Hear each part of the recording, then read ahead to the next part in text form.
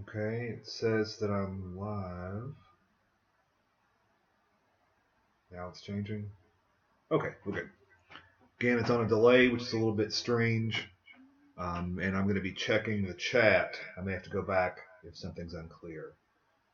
So, a strange experience all around. I see that a couple of you are on there.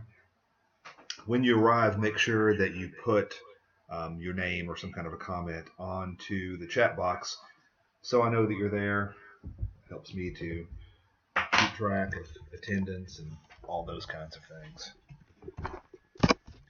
So if anyone has any questions before we get started, go ahead. Sorry to be delayed this morning. Windows 10 decided it had to update, and I had no option in the matter.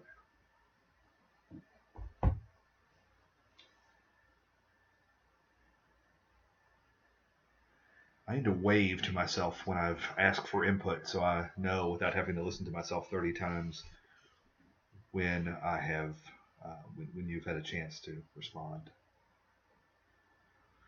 Okay, I'm not seeing any questions. So just kind of some housekeeping today. Got in fact, I got all of the business plans that were due this last Wednesday. So I've taken a look at those and provided some feedback. So you want to make sure that one thing that was missing on some of them was a name of who was on the team. Okay, so you want to make sure that you have the name of all team members there. We've got one person, I think it's Stephanie, that I'm not sure what team she's on. So if you're there, Stephanie, or if you're listening later, make sure you let me know. Okay. Oh, wait a second, I didn't record this. Okay, so let me start over again briefly. I'm just going over, I forgot to press the record. Sorry about that. The business plans I've taken a look at, I've graded. You want to make sure a couple of teams didn't say who was on the team. So one person would submit it, and they wouldn't list the other teammates. So I didn't know who was on it. In particular, I'm looking for Stephanie. I think is the one who I'm not sure what team that she's currently working with. Okay. So again, I'm checking. I don't see any questions as of yet. If you have questions, again, please put them on the comments. And if you view this later, go ahead and put a comment there too, just so I can keep track of attendance for attendance records. Okay. So I've posted the final project. We've talked about it on day one. I don't think I'd posted it officially on Moodle yet, though. So I went ahead and did that. It's there. You can take a look at it. Okay, that's again a big part of this class. A couple other housekeeping things. I think that the third in the sequence of these 4 AIT classes, the one on web design, is going to be offered block 5, the first block in January. I believe that's when it's going to be. And the last course, we're not sure, but it will be scheduled sometime in the spring. So you will be able to take all 4 of the courses in sequence. I'll be teaching one of those courses, not sure which one yet, either the e-commerce or the web design. And Ron McAllister, who's going to teach the next of these courses, which I think starts next block, will be teaching the other of those. Okay. So, okay, I think it's plenty of time for anyone to ask any questions. I don't see any, so I am going to move forward. And I do have 30 devices going, so my eyes do flit around a lot. Okay, so today we're going to talk about databases. Okay, the previous incarnation before the AIT concentration went totally online had a separate course for networking that met every time at Tusculum on the main campus. We did more hands-on work. We also had a separate database course. There were some issues with the database course in that the students in this concentration, I think we're seeing that already, have a wide variety of backgrounds in technology. And for some, the database course was a little much without any kind of programming experience. Okay, so it made it difficult. So we've decided that we want to offer this online. I think there were a lot of students that were not taking this concentration. At least that's what I heard from students who did, because of the online portion of that. Okay, or the lack of online, where the other concentrations are online. So what we've done, we've combined the networking and the database course into the core web technology course that you're taking right now. And we've added the next course that you're taking is in information assurance, which deals about security issues. That's a very needed course in today's world. Okay, So in fact, I think it's next week we talk about security, network security. We'll hit security in pretty much every one of our classes because that's really a big issue. Okay. So today we're going to talk about databases. It's the only day we're going to get. There is homework. Pretty sure I already posted it to Moodle. If not, I was dream walking this morning or something, sleepwalking. It should be there soon. Okay. But I'm pretty sure it's already there. So databases, they're everywhere. It's inconceivable to think of a business nowadays that doesn't have a database.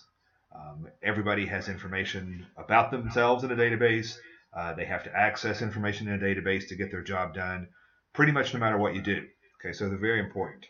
So I assume that you've probably all seen databases somewhere along the way, most likely when you took a computer as a tool here at Tusculum. If that's the case, then you got to see Microsoft Access. Okay, we'll talk about some other options besides Microsoft Access. Okay, so we'll start off with a simple definition. What is a database? Okay, database refers to a couple of things here. It could be a software. Okay, the software to manage data is called a database. I stumbled there because a database is also what a database software program creates, and it's a collection of tables of information. Okay, so there are two different meanings of the word database there, and they get used interchangeably. I will try to use DBMS when I'm referring to the software, and that's a database management system, and then we'll just call the database by database. That means a collection of tables of information. Okay, so it's software. The DBMS is a software to manage and store information. It's a place to store, organize, and retrieve information in ways that would be difficult or impossible otherwise. And that's really the key. You can store information anywhere. You can store it in a notebook. You can store it on a whiteboard. Lots of things. You can store it in a Word document, an Excel document. The problem is retrieving that information, especially in new and novel ways. One of the big advances we've seen because of databases is the idea of data warehouses and doing all this business intelligence. And that's kind of the buzzword that you hear. It's using the information that your company generates in order to find novel strategies that could lead to a competitive advantage for your business. And that's really the goal here. Okay. So traditionally, before the rise of the DBMS, data would be stored in flat files. Flat file, just think a comma delimited file that you may store on your computer. You would then have to write a program in some language, usually COBOL or something like that, if you wanted to be able to use that information in any kind of reasonable way. Okay, so it was time consuming, it was difficult. The data also would be pretty separate in that you would have a list of students in this file, you have a list of faculty in this file, and there wouldn't be a lot of connection between the two. Okay, so early on, relatively, it's been a while now, someone came up with this idea of what we call a relational database management system. The idea of relational is that you are going to subdivide your data into tables. The tables should be constructed in such a way that they avoid data redundancy. Okay, by data redundancy, we mean storing the same information in more than one place. Okay, so data redundancy becomes a big issue. So, for example, let's say we're going to have a list of students. Okay, and I think this is actually your homework problem. You have a list of students at whatever university. Let's say there's 900 of them. Okay, for all of those 900 students, they have an advisor. So in the advisor field, whoever would be filling out the information would type in the last name of the advisor. Well, there are a couple of problems there. The first problem is that information exists in every student record. Okay, and if you have to change it, if the advisor changes or whatever, you would have to change it in every record. Okay, it's even worse if you put not only their advisor but the advisor's first name, last name, office location, phone number. Okay, then you have a real nightmare in your hands. Let's say that advisor gets married or gets divorced or moves offices or goes away.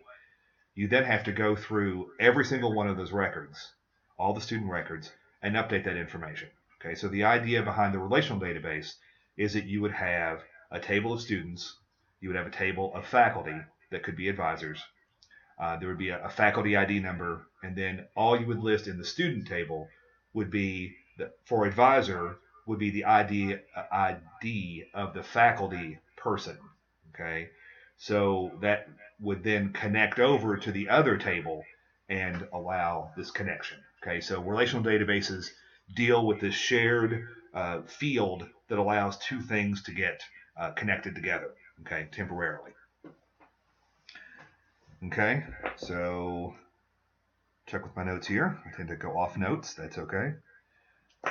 So again, with these relational databases, sorry, my allergies are still killing me. With the relational databases, you cut down on the data redundancy. In fact, in a really well-defined system, information only exists in one place. Okay, I know when I was a student many years ago at different universities, if somebody wanted to change their name or if they got your name wrong, you had to go to financial aid, you had to go to the registrar, you had to go to a bunch of different people, okay, in order to get that switch because that information was stored several places in several different tables. Well, nowadays, I assume it's true for um, most colleges. There's a single place you can go. Your name appears only one time in the data. It can be corrected or changed right there. Okay, so that's certainly a good thing. Makes things much easier. It's also one of the big advantages is that you can get information back out so much more quickly. And we'll talk about some of the examples of that later. I wish there was a way for me to share my screen, but I don't think there is. So I'll just have to try to spell out things as carefully as possible. The notes will be posted on Moodle. They have not been yet. I think for next week, thinking about it now, I probably should have posted them first so you could see what I was talking about as I was talking about it. But we'll figure it out. Okay, so some, again, the one you're most likely familiar with is Access. Access is a relational database to some degree.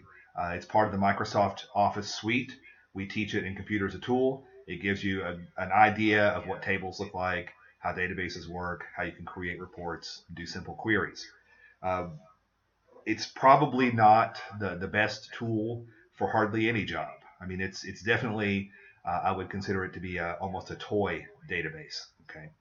So if you have departmental information, then maybe you can put it in Access, and people do. People use Access, but there are bigger and more robust tools available, certainly. Okay. It's included with Office though, so people use it. It shares the interface with Office, which if you like that, which I have some problems with, but if you like the interface of Office, then it works. It also allows for easy integration into Word or into Excel. So there are definitely some upsides to Access, but there are downsides as well. One of the problems is the very graphical nature of Access. I know some of you are not quite as young as some of my other students, but I'm not sure how much you worked with computers before graphical interfaces. There are certain tasks that are best accomplished, I think, through a command line interface, okay, where you're typing things out. The graphical interface that's part of Access, I think, gets in the way sometimes. It simplifies some tasks, certainly. It makes it easier to put together a table and add data, certainly. But when it comes to the queries, I find that a little bit cumbersome. Okay. The other problems with Access is that we're going to talk about this standard called SQL. That's the letter S, capital Q, capital L, pronounced SQL. Okay. SQL is a standard to access information from a database to do queries the world over. Access supports SQL, but not 100%. So it's a little weird in its support for that. Okay. Access is also limited in the data types that you can store. It's limited in how much data you can store, just the absolute maximum storage capacity. There are also some performance issues. Okay. Access also, in general, is meant to be ran on the computer, one computer, not a client-server model.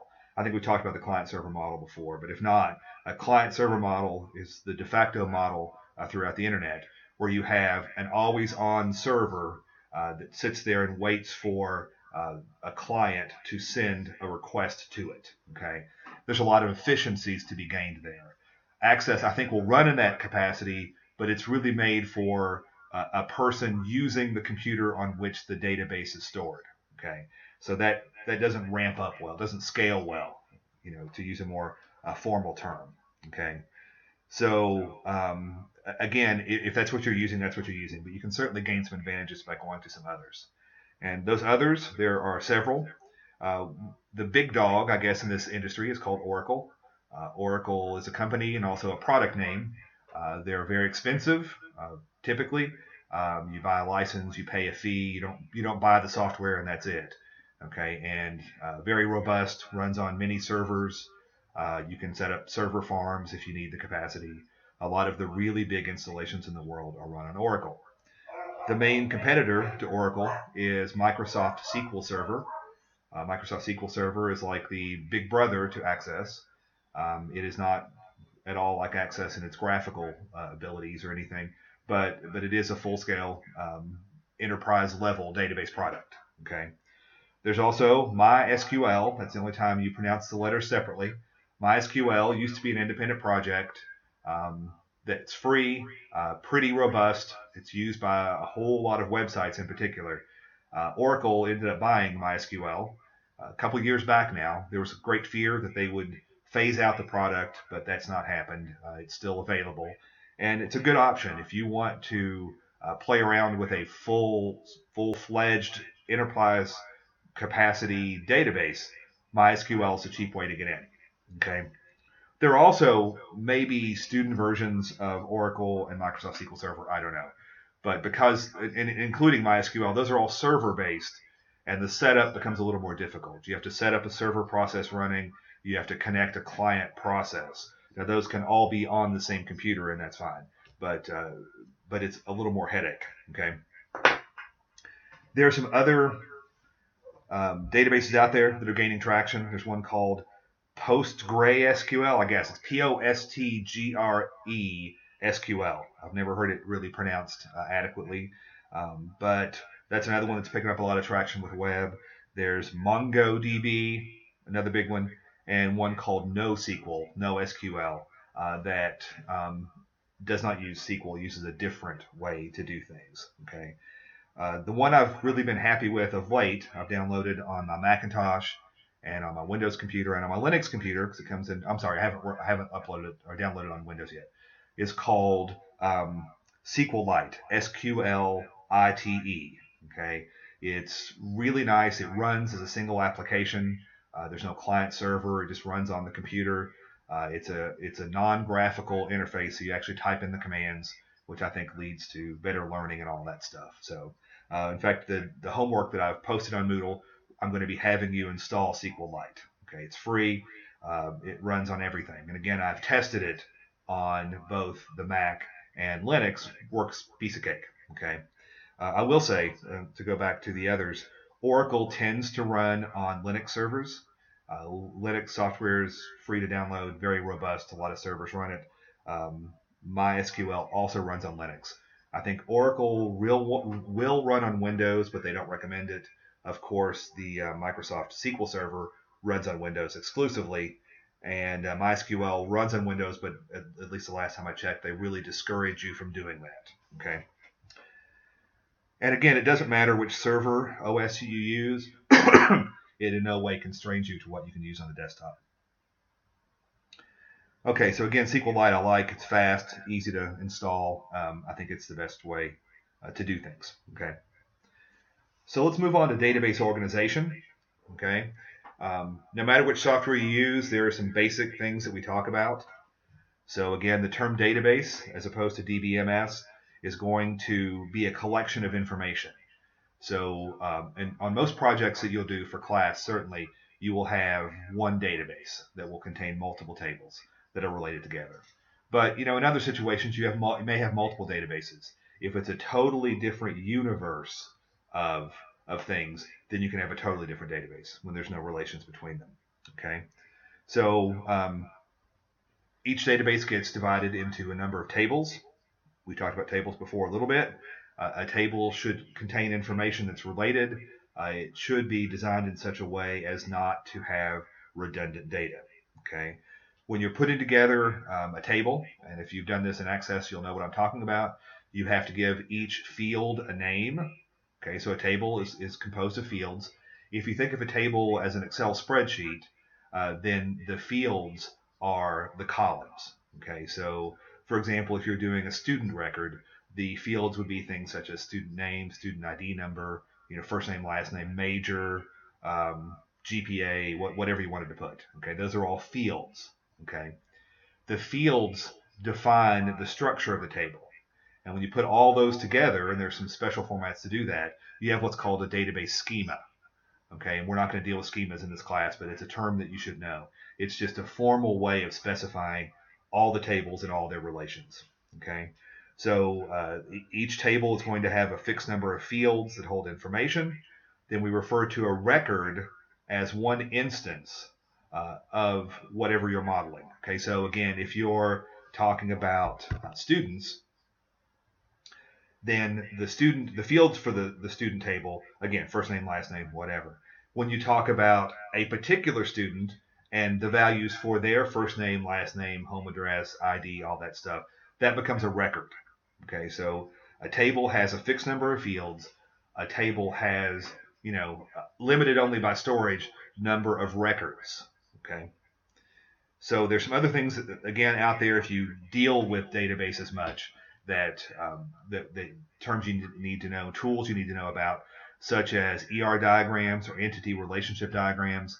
Again, we're doing one day a database, so that's not going to work. Sorry, my camera keeps vibrating on my table it's on. It's not super sturdy. Okay, so yeah, the ER diagrams, there are tools you can download to do that, and it basically is going to model entities, and that's just a noun. So again, students are an entity, faculty are an entity, classrooms are an entity. It's going to allow you to graphically lay those out, the fields they have, and how those fields connect. Okay, it looks similar if you're creating a query on the fly in Access, where you connect things together. It looks kind of like that. Okay. Someone has a question. It's probably a while ago because of the delay. Will SQLite run on Windows? Yeah, there is a Windows version. I just haven't gotten around to downloading it yet. Okay, so again, I've tried it on the Mac and on Linux, and those both work well. There's a Windows version I just haven't tried yet. Okay, so I think it should work just fine. It is a little weird when you download SQLite, and that it's non-graphical. So it's basically going to give you a command line. Okay, if you've ever used, gotta get my hands straight here with the camera. If you ever used DOS a long time ago, or any version of Linux with the command line, that's what you're going to be looking at. Okay, you'll build things up using these SQL commands. Okay. So I've got an example in the notes that we'll talk about a little bit. Let's say you're going to create a business called Bob's Clogs. I just made that up on the fly, but I kind of like the name. I'm not a big clog fan, but if you want to take that and run with it, go ahead. Just give me credit. So we're going to talk about that just as a way to think about database tables, records, things like that. Okay. So you're a small business. You create or you manufacture clogs and you sell them. So let's assume you've installed some database software. Doesn't really matter what it is. You're going to create a database called Bob's Clogs. Okay. When you create a database in SQLite for the homework or in anything else, initially it's like, okay, fine. Here's your database. There's nothing in that database. You have to give it some structure. Okay. So databases contain tables. So we're going to have to add some tables to it. Okay. So if Bob wants to create a table of his employees, okay, then we'll have to tell the database what fields that table is going to contain. Okay. And which data types they are. So depending on the database that you're using, you could have a couple of data types to a whole bunch of data types. One of the things about SQLite, you're pretty limited to what you can do. You have text, you have integers, you have real numbers, and blobs. A blob just is for, like, if you want to store a graphic image. Okay. When you're dealing with something like MySQL or SQL Server or Oracle, you're going to have dozens of data types that really give you a lot more ability to work things out. Okay, it's possible to go back in later and change your table layout, but it becomes a real pain, especially if you've had a lot of data already input into that. Okay, so it's best to really think about it a lot and go through some testing to make sure that your database tables are correct before you start actually putting data uh, into those tables, or before you even create those tables. Okay. So in this case, we're going to assume that Bob wants to know the ID, the last name, first name, the date of hire, and the salary of each employee. Okay. So that information is entered when the table's created, and then those become the fields. Okay. A record then is when Bob goes to enter, or whoever Bob designates goes to enter information about each employee. Okay, so the first employee is, Joe Smith. So Joe Smith, first name, last name, whatever his date of hire, whatever salary, all that information that you want. Okay, you input that into the system. Okay, that becomes a record. Now you have one record. You keep adding those. Okay. A couple other things about the tables when you create them. In that example, again, you would have what is normally known as a varchar, or a variable character, for the first name, last name. That's the most generic. It's an alphanumeric field.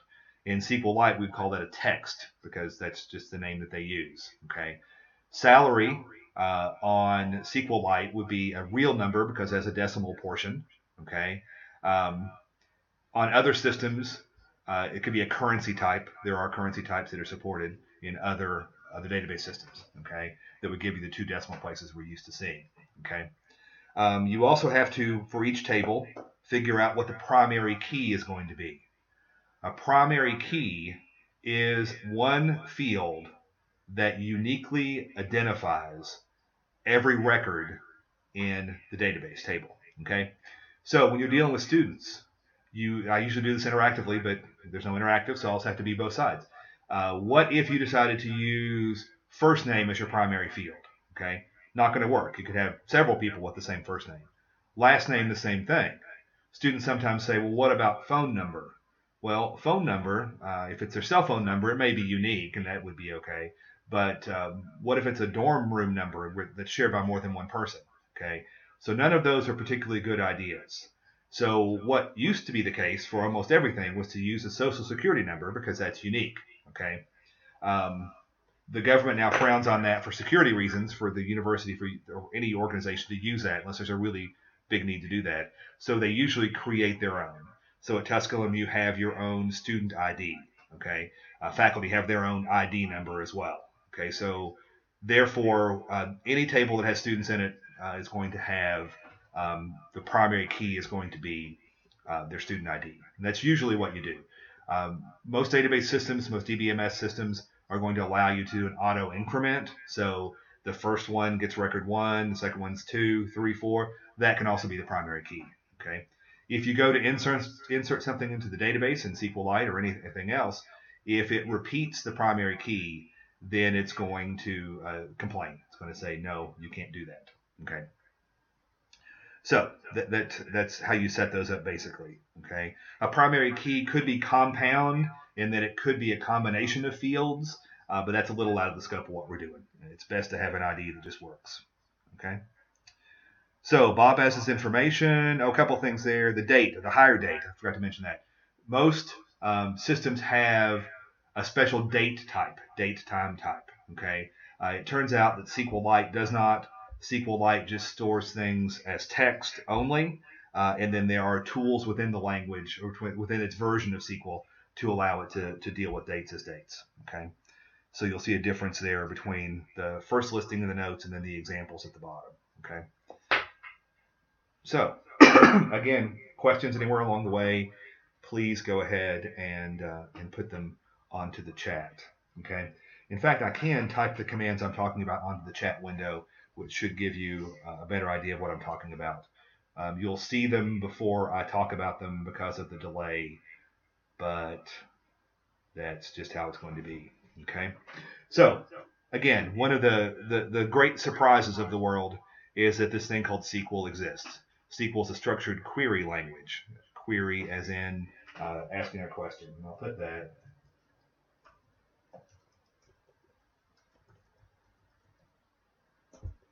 Okay, I'll put that over in the notes or in the chat window so you know what we're talking about. Okay, so again, it usually is going to be abbreviated as SQL, the letters SQL, but pronounced as sequel, like a second version of a movie. Okay, so SQL exists on most major database systems. Again, no SQL or no SQL is the exception.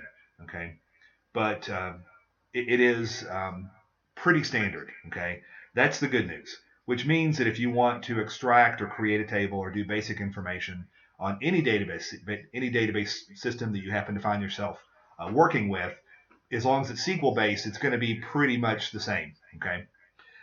It does vary a lot, again, as we mentioned before, in the number of data types available, in the storage capacity. So each database does have different variations. In addition, every manufacturer of database software is going to push the limits of SQL, do things SQL doesn't do, and make that proprietary. Okay, and it's just how it is. It's a sad thing. You see that in HTML too. When we get to the HTML class, whether you have me or Ron, we'll have to talk about the different implementations of the standards. Okay, so it can be a problem. Okay, so again, the SQL allows us to manage the database in all ways. It's more than just a query. Okay, we use it to create tables. We use it to create databases. We use it to create whatever it is we're trying to do. The queries where we're asking questions of the database. Okay, and again, that's the real power of that.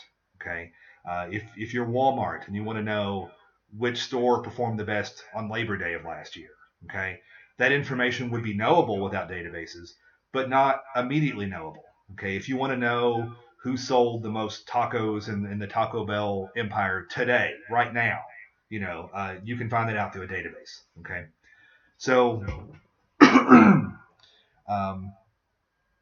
covered that, making sure I'm covering everything. So now let's do some actual SQL. Again, the homework's going to require you to do some of this. We'll post a link, but I'll tell you now, and I'll go ahead and type it in here. There's a website called W3 Schools. I think it's .com. They have tutorials on bunches of stuff. They're really good tutorials. So they started off being HTML based, but they also do cascading style sheets. They do seems like ASP and PHP, web programming languages, and they also have one on SQL. So I'll post a link to that. It's good because it explains things to you in a nice way with SQL, and it allows you to type in examples, and it tells you if you got it right or not. So it's a good thing. Okay. So the SQL we're going through today, again, I'm posting these notes, and I'm also going to say you should go to W3 Schools. Also, SQL's been around a long time. Lots of web pages will explain it. I know sometimes people like to know about things in different ways. And there are also books available, tons and tons of books, some of them pretty cheap, because, again, it's been around for a long time. Okay, so the first command we're going to do is going to create a database. By tradition, the commands in SQL are going to be uppercase. Okay, so we get the caps lock on. Caps lock doesn't want to work.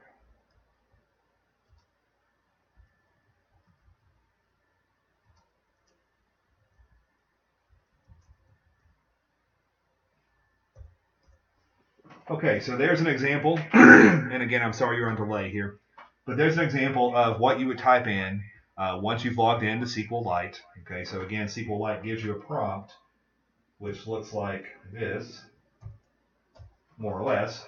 At that is where you would type the create database name. Okay, actually, I'm wrong. That's how you would do it in MySQL. That's not how you do it in SQLite. In SQLite, you would actually type in .open Bob's Clogs. Okay, so slight difference in how you do it among the databases. Things are pretty much the same once you're there. Okay, every table has to be part of a database. It can only be in one database, although you can connect things together. Okay, so that's the basics of that. Again, the important things, put them in uppercase. Most database management systems are not case sensitive, so they're not going to not work if you don't put it in uppercase. There's just a standard, though, that we should follow. I mean, because it makes it easier to read. It's what people expect. Okay. So far, hopefully you're seeing that SQL is relatively straightforward to deal with. Okay. So there's no other information about the database. We're not storing anything there. It's just a name. So it's just a file drawer. It's not a file folder. There's no other metadata associated with it. Okay. So when we're thinking about connecting to things, again, you've got to go through and plan the information that you're going to need. So if you're a college, think about what are the entities at a college? What are the nouns? We have buildings, we have classrooms. Classrooms are in buildings, so there's a relationship there. Students take classes. Students take multiple classes. Faculty teach classes. Every class typically has one faculty assigned to it. Students have advisors, all kinds of stuff. Okay, so those are when you're thinking about modeling things, and I'm going to ask you on the final project to think about the database that your business may need and create small versions of it. Okay, so if you're gonna, again, you're Bob's Clogs, what are you gonna need? You're gonna need employees.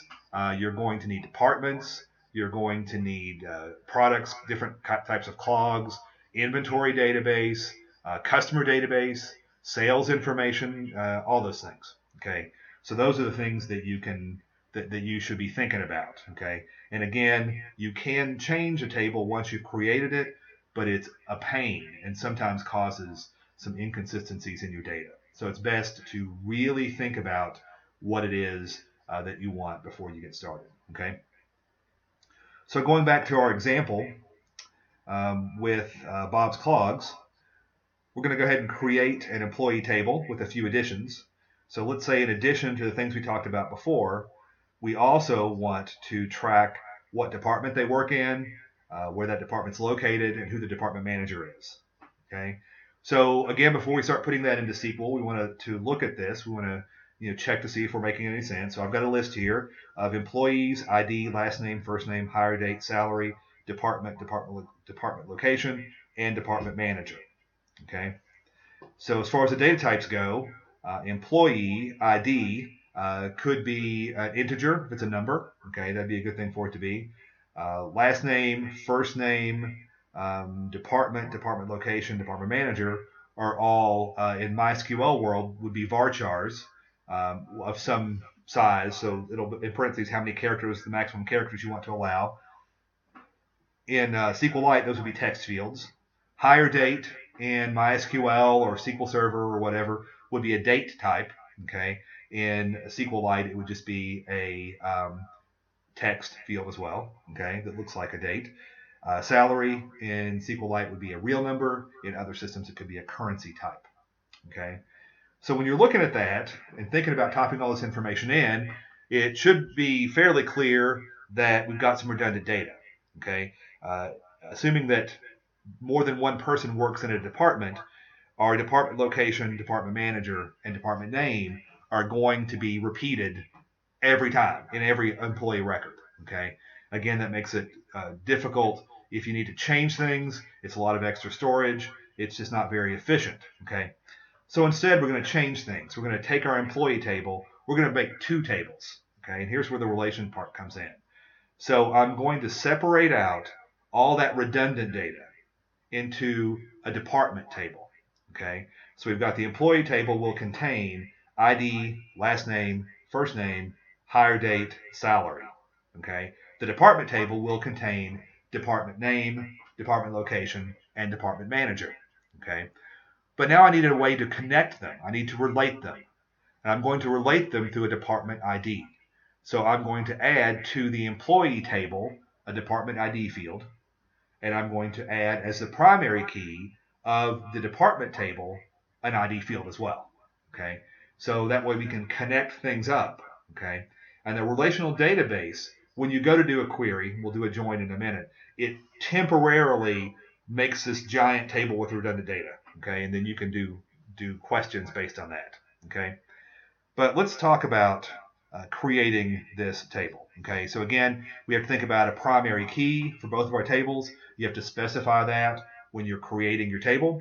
Okay, so for the employees table, the primary key is going to be the ID, the employee ID, and for the department, we're going to use the department ID as what we want. Okay, so I'm going to go ahead and type into the chat the command that I'm using here. Okay, it's important when we're typing things in, I'm spacing it for my convenience. The computer doesn't matter. For the computer, the SQL statement ends with the semicolon. Anything before the semicolon is still part of the same sentence or same statement. Okay. So let's take a look at this.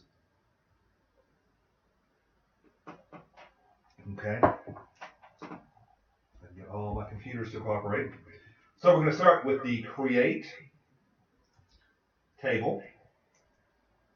Only if I can type. The create table command. Then we're going to give it a name. Okay. Notice that I don't put a semicolon there yet. That's going to start the process of creating a table. Okay. Then again, just to keep me straight, I'm going to start with the parentheses. Okay. Now I'm going to add the fields. So I'm going to do an ID. I want it to be a varchar of 10, let's say. Okay. Again, if we were doing SQLite, that would be text. Move this so you can see me when I'm typing. More. Got too many things on my desk. Okay. So this is a primary key, so you have to tell the database it's a primary key. Okay. At the end of each field definition, you put a comma. Okay. And again, you could do multiple ones of these. If you had multiple, I mean, you can put them all in one line if you want, but I think it's easier to put them in separate lines. Okay. So for the next field, we're going to call it last name. It's a varchar. Okay. Someone asked, is it the same for SQLite? You'll see that you'll hear that in a minute, that the varchar in SQLite is called text. Okay. So this is for what MySQL or Oracle would look like. Okay. We're going to go ahead and do 255 for that. Okay. It's not the primary key, so it's no big deal. Now, one thing that you can put here, which I didn't, but you certainly can, you can put not null. Okay. So if I would say not null here, and that may make some sense here, it means that every record has to have a value in this field. You can't leave it blank. Okay. So I'll go ahead and leave that in there for now. Okay. So let me answer this question here so you won't get confused as well. So for SQLite, that would be last name text 255, not null. Okay. So hopefully that's not confusing. The more standard way is to use the varchar. So I'll keep doing that, but in the notes I've got a fully worked out example in what SQLite looks like. Okay. So then we get down to the hire date. And again, the hire date is just type date normally. Again, for SQLite, that would be a text field as well. Commas at the end of all of these. We have the salary. Okay, a couple ways it could go. One of the simple ways you could do is just do a decimal. The currency formats vary a bunch between the different database systems. So we'll just say decimal for this one. Okay. And then we're going to do department ID. We're going to call that one an integer. Okay. Integer is just a number with no decimal portion. Okay. Decimal number is a number that has decimal portions. Okay. So integers are whole numbers basically, but they also include negatives. Okay. Now on this one, I don't put a comma at the end because it's my last one. Okay. I will have to do the parentheses to end it, and then a semicolon to add the whole thing. Okay, so that would create the table for you. You now have a table. You still have no information. Okay, so I will quickly go through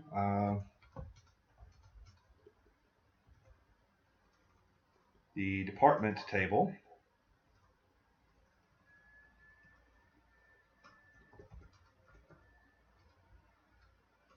We'll do this one for SQL just so you can see the difference.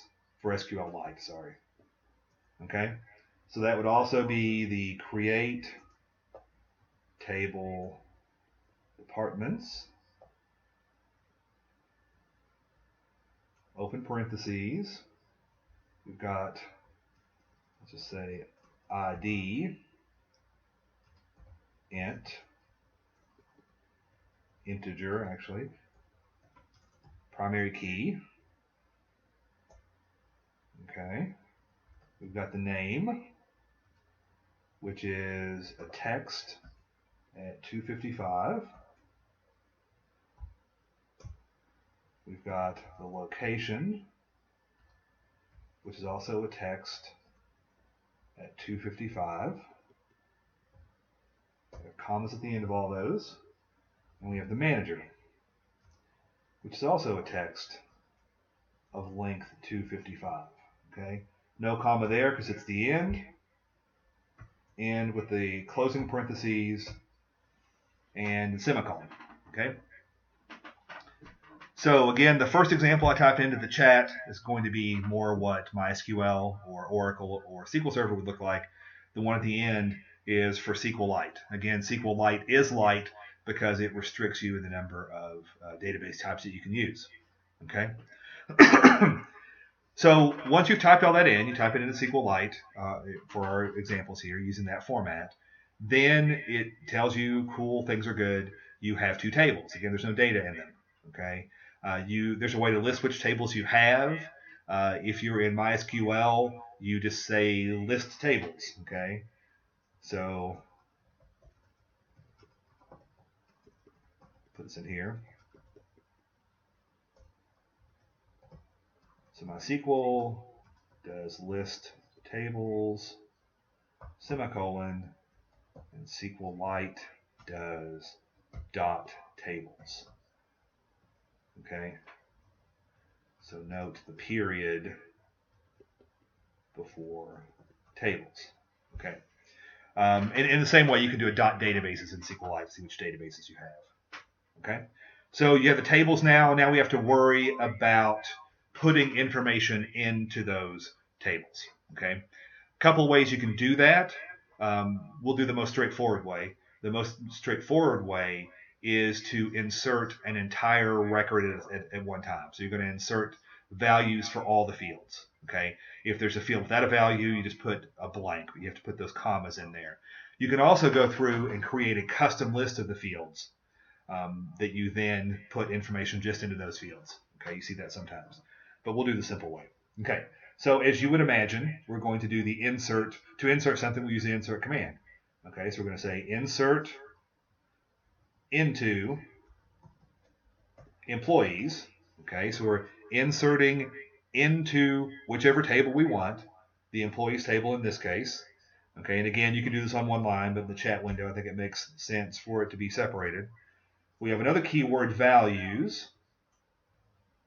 Okay, and again, if I wanted to put a custom list of data fields, I would put that before I put values.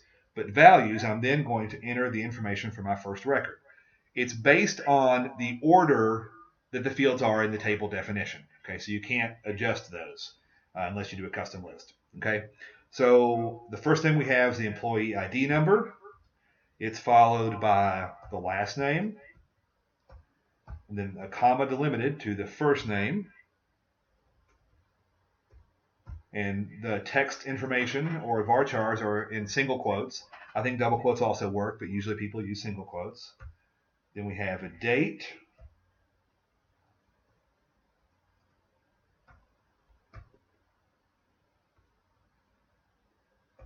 Okay. And then finally we have a department ID. That's a number, doesn't need to be in quotes. Okay.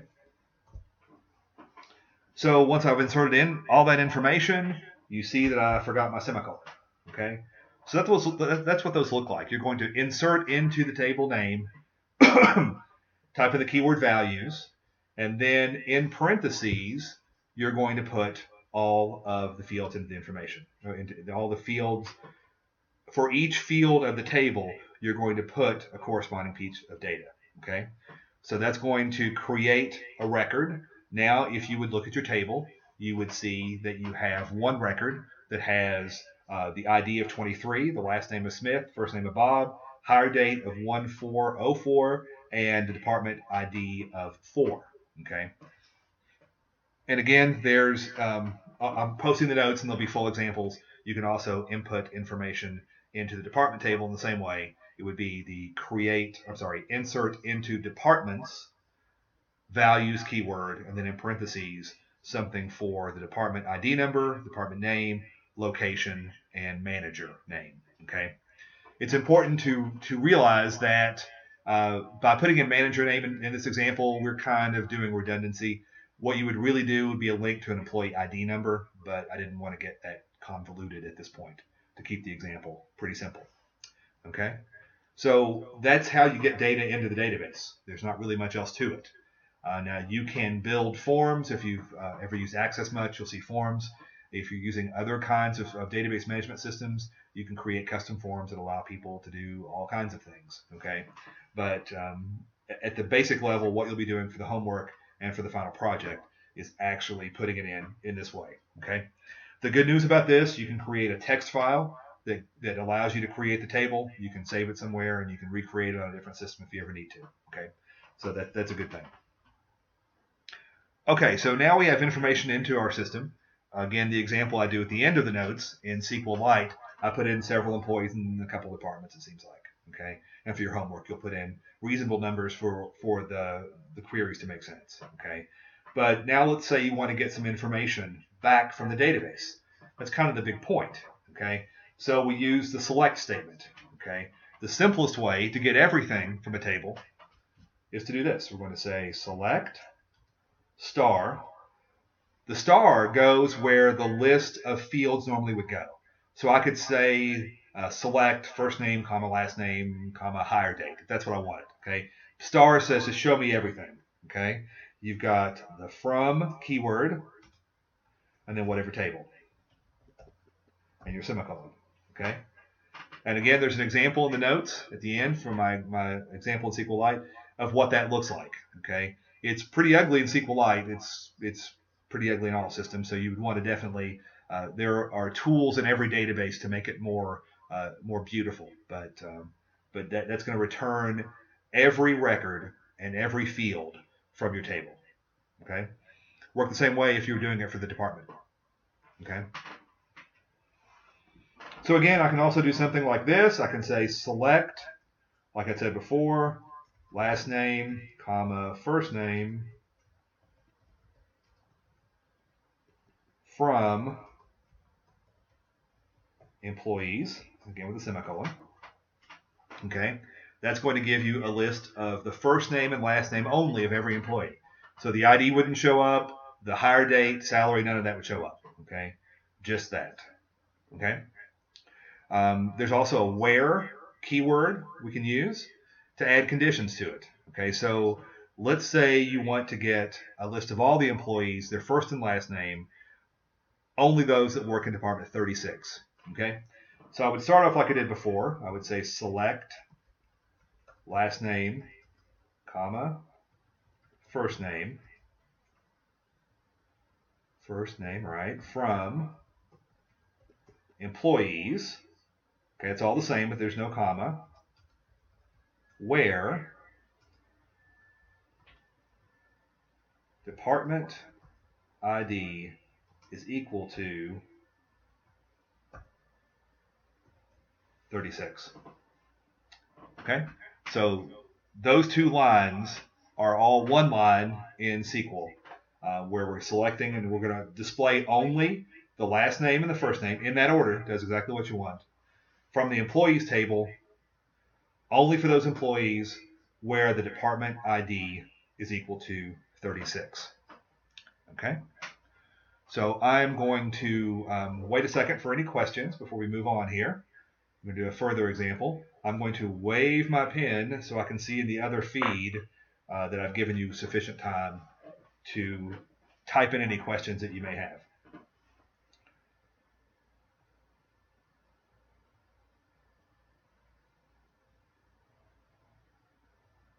Okay, I've waved my pen. That was very strange, but we got to get stuff done. Okay, so next we're going to move on to the whole idea of using relations to get information back from your database. Okay, so let's say we want to get a listing of each employee and the department name that they work in. Okay, if you try to do that from one table, you're going to be kind of limited. You can say select last name, first name, department ID. It's all you have in the employee table. from employees, um, and that would give you last name, first name, and then just that number. Okay, that may not be what you're looking for. You may want the actual name of the department. Okay, if you want to include the name, we're going to have to join two tables together. Okay, to join two tables together, they have to have something in common.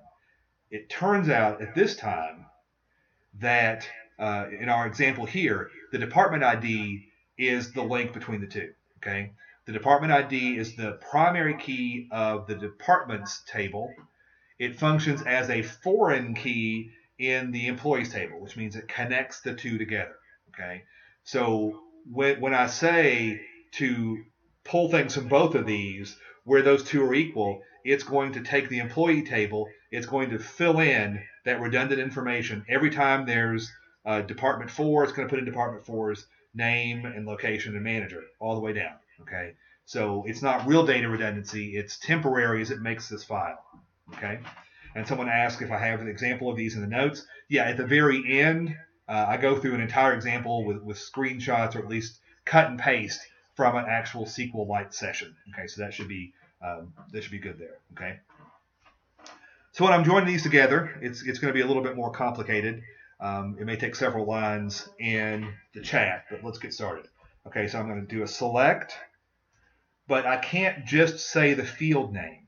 Okay, I have to say the table name, period, field name. Okay, just to give, so in case there's redundancy, or in case there are the same name in both. If I would have used ID in both places, which in fact I may have used ID in both places. Okay, so I can say select employees dot, what do I want here? First name, comma, again the same line, employees dot last name, comma, departments dot name.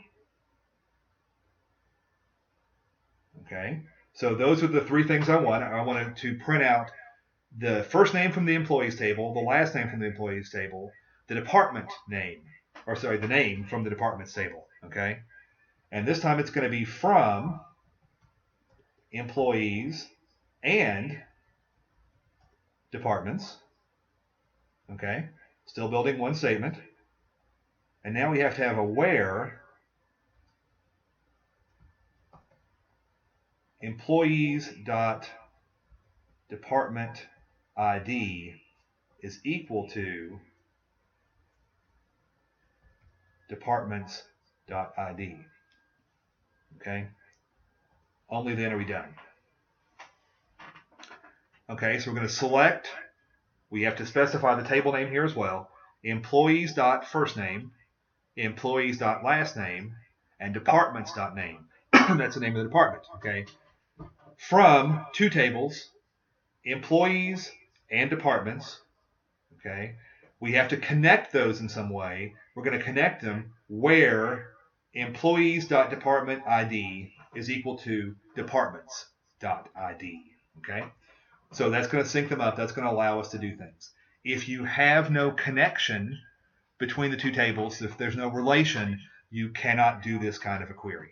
Okay, you can't join them together. Okay, so that's the basic of how those things work. Okay, and again, there are tons more examples at the w3schools.com website that I talked about. So you definitely want to go there. There's tons of things that you can do.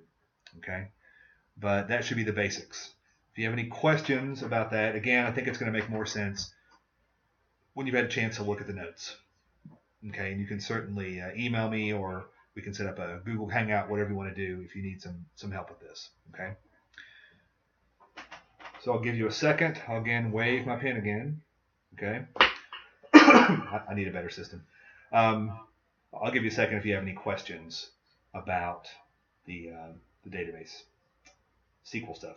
Okay. If not, we're going to talk about security a little bit. Okay. I can only wonder what people that view this online that I don't know, which anybody can view it. Only wonder what they're going to think about the pen waving. Anyway, we'll deal with that, I guess, as we go along. Okay, so the last thing I wanted to talk about today, the last part of the notes, is one of the other reasons that we use a database is for security reasons. Okay, security is really important. The next class you take in the AIT sequence is nothing but security, pretty much, the information assurance course. Okay, so one of the advantages to a database in particular is that flat file, either people can access it or they can't. There's no fine-grained control there at all. On a database, you have the ability to create users with certain privileges, okay? And you can grant different levels of privilege for the user, okay? You can grant select privilege, which means they can view the data. You can grant delete privilege if they have the ability to delete records. There's also an update privilege, which allows you to make changes. There's also an insert that allows you to create new information, okay, new records, okay. So those 4 levels can be assigned to any database, any table, even to certain fields in a table, okay. So for example, if you want to create an employee database that everybody can see most of the fields, okay, but you want to make it so salary is hidden, okay, or if you want to make it so only first name, last name, and department are visible, okay, you can go through and grant everyone those privileges on those particular fields. Okay, you can also grant privileges by record. Okay, so if, for example, you want, and that would be again the select privilege before I was talking about before, to be able to view it. If you want an individual to be able to change their personnel record, probably not a good idea, but if you wanted to do that, you could grant them permission on their own record. Okay, they couldn't delete their own record, they couldn't add new records, but they could edit their own record. Okay. So there really are a lot of layers and a lot of levels of security that you can do with a database. Okay, so before you create a database that you would ever put live to the world, it's important that you take some time to think about who needs to know what, and don't give anybody any more privilege than they need to. Okay, people make mistakes a lot of times, especially in web applications. They'll just give the web page root access. Root access means full privilege to do anything. Okay. If you're creating a web page that's just going to list out employees that anybody can get to, that page does not need the ability to be able to change or update information. Okay. So you want to make sure that you set your privileges properly. Okay. So again, that's all I have in the main part. I do have an appendix to the notes where I give you an example session in SQLite. I point to the web address, which is sqlite.org, in order to get the software. Again, it runs a little bit funny on the Windows. I mean, on the Macintosh, I know, probably similar on the Windows. When you double click on it, it just takes you into a text window where you have to type stuff in. Okay. So again, there are some differences from the standards we've talked about. Okay. One is the limited set of data types. So you have the null value, which null is not nothing. Null is nothing that you know is nothing, and that's confusing and probably more than we need to get into. But you have that option. You have integer as a value, which again is 1, 2, 3, whatever. Can be negative numbers as well. You have real numbers, which are floating point or things with a decimal portion or a fractional portion. You have text numbers, which is going to be any kind of text and numbers put together. Okay. And then finally, you have the blob, is where you would put things like, for a blob would be like for an image file or some other kind of a file.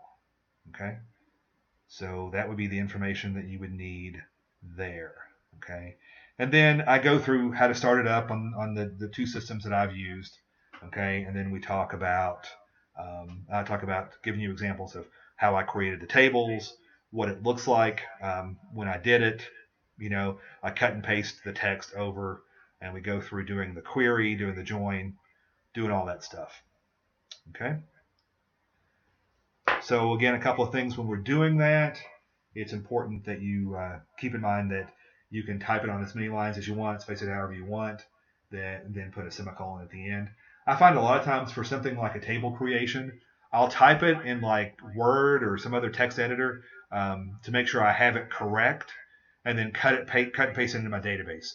Because again, if you make a mistake on the table creation or inserting records, it's kind of a pain to fix. So it makes sense to be able to kind of type it over here. In fact, I usually will type the creation for all my tables and everything, and then you can cut like a whole create structure, paste it over one at a time. That seems to work out pretty well.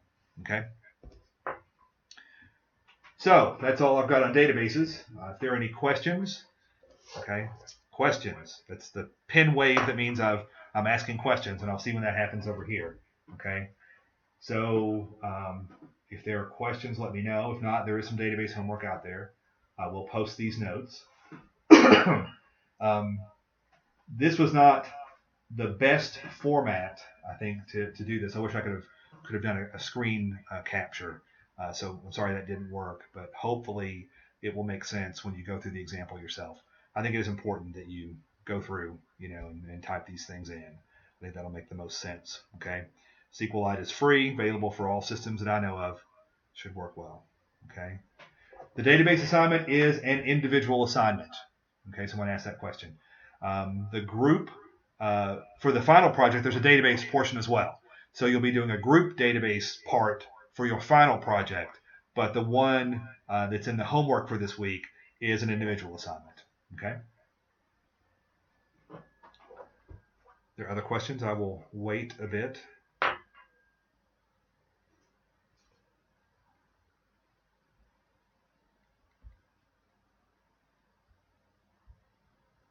And again, I will post the notes as soon as we're done here. For next week, I'll try to post the notes early in case you want to be able to view them. It won't be as bad. Today was really the worst one for that because there were so many texts we had to do. If you're viewing this later, hopefully it's clear. You can go back up in the chat window. That may not be clear if people have other questions. I think it's due. Someone asked when it's due. I think it's due a week from today, I believe. That was my intention. Okay. Again, it's not a lot of work. Should be relatively straightforward. It's very much like the example in the notes. Okay. Okay, any other questions on anything?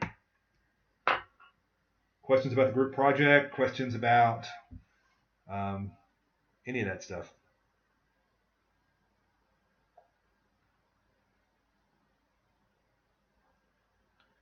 Again, as I said at the beginning, I think Stephanie's the one person I'm not sure what team she's on. If anyone was working, if Stephanie's on, I didn't see her, but she may be. If Stephanie's on, let me know what team you're on. If Stephanie's not on and listens later, she should let me know. Or if anyone knows what team Stephanie's on, that would be cool. Also, everything you turn in for the group project, make sure all your names are on it. Only one person has to turn it in, but everybody's name should be on it. Okay? Is there anything else? I'm going to do a final call for questions.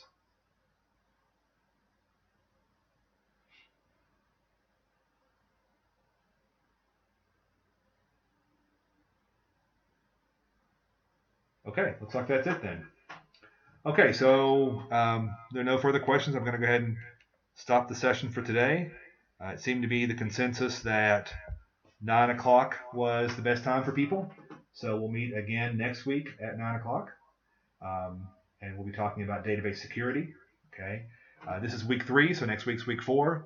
So the final projects and all are due the next week. Okay, that'll be week 5. So if there are no other questions, I will talk to you guys next week then. Make sure you contact me with any kinds of questions at all.